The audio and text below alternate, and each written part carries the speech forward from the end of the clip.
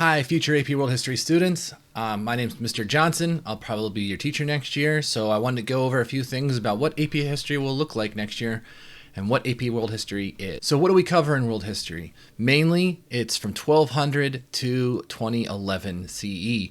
Most of the World History content does not include the United States as a country in itself, and the Americas are usually talked about in terms of colonization. We do go over the U.S. when it gets to the Cold War, but as a world understanding of what's going on, not internal U.S. developments and politics. There's a lot of information in a small time, but the big deal to this class, those of you who are not dates people, and I don't want to memorize dates and people and stuff like that, that's okay. This class isn't about knowing those dates and people and places exactly. You need to know global patterns, trends, changes. You do need to know where certain things are, but you don't need to be super duper exact, like this battle happened here. I'll give you some of that stuff, but you'll never have to have that on an essay or a test. The majority of this content is, do you understand the global patterns, that what has happened through time isn't something new, that these forces are causing what's going on. What do I expect of you? I'm going to give you about reading assignment every night. Usually it's about 30 minutes a day, so it might be an hour for every 2 days. Most of the time it'll be 8 to 10 pages out of a textbook. Other times it'll be articles, some pulled from books. So your homework will be just to read. Sometimes, and I mean like 4 times a year, will you have a project to do or finish up at home. I really want you to participate in class, though. That's the bigger deal. We're going to do activities, games, trials, discussions, simulations. I need you to participate and be willing to speak up. Everyone's going to be learning this material. And lastly, ask for help. Sometimes we take notes. Most of the time those notes will be helpful when you take them by reading.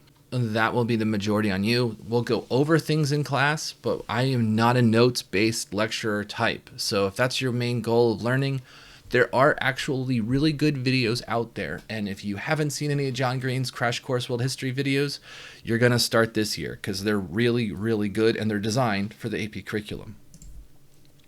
The exam, which is taken next year, it'll be May 10th on a Monday. It's generally about 3.5 hours and includes several different parts. So college credit. 3 is considered a passing score on the AP exam. For Virginia, scoring a 2 gets you passing an SOL. Getting a 3 is pass advanced for an SOL. 3 is considered passing. In most colleges, this class is considered a history course. My class. So how is my class a little different from all the other what is AP histories? First, my goal is for you to learn this by the end of the year.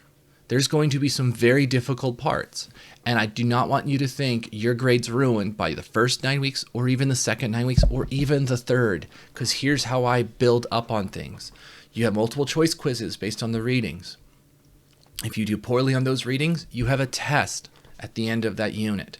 That test, the multiple choice section, can improve any previous quiz grade of multiple choice. You have an SAQ on that test. That will improve any SAQ that you did poorly on the quizzes prior. And then you have an essay there, and so that makes up the test. So that test can then modify the quizzes you've had. I'm perfectly willing to help you rewrite any essay you ever have a problem with. So my goal for you is to learn this by the end of the year. Not be an expert in the beginning, but go through this year and learn as you go and show me those skills at the end of the year that will really can help bump your grade.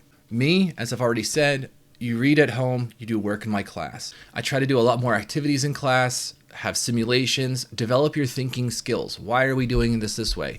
Yes, it doesn't look like we're doing what's on the exam, but I'm teaching you to think about the content, apply it, connect it. That's the way you'll have success in this class. It is not just, I know when this happened. Your summer assignment, basically it's going to be know your vocab.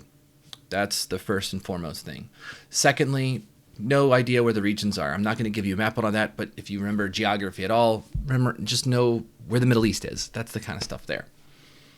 Now, here's the optional reading stuff. I'm not giving you a book to read over the summer because some of you might not do it. If you're really bored or if you're interested, I strongly recommend reading Genghis Khan and the Making of the Modern World. We're going to have to read that in the first month of school. So getting a head start might help you, or even reading it once so you can read it again as we go. Yes, I know, reading a book twice. It's actually a pretty good book. It's only like 270 pages. So it's not a nasty, huge read. And most students have said, as far as a history book is, it's not that bad for nonfiction. 2 other books I'd recommend, both by Tom Stoddard. It's Edible History of the Humanity, and the other one I found quite interesting that you would like is called History of the World in 6 Glasses. Now, something you didn't think your teacher would ever recommend are computer games that will help you throughout this year. The ones that will mainly help you, I would say, are the Civilization games, Empire Total War, and even Shogun Total War 2. All of those games, though, will help them develop and learn the connectiveness and skills that will be pulled on all year long. So that is my presentation. I hope you all have a good summer. I probably will start emailing you guys in the middle of the summer just to get a heads up how you're all doing, encourage you, get you started thinking about the class. The more we can prep before class begins, the more we can start the class running. And that's what I'm looking forward to. And I really enjoy this class. It's quite fun. It just requires you to do some work. So good luck. Email me if you have any questions, and I'll see you in August.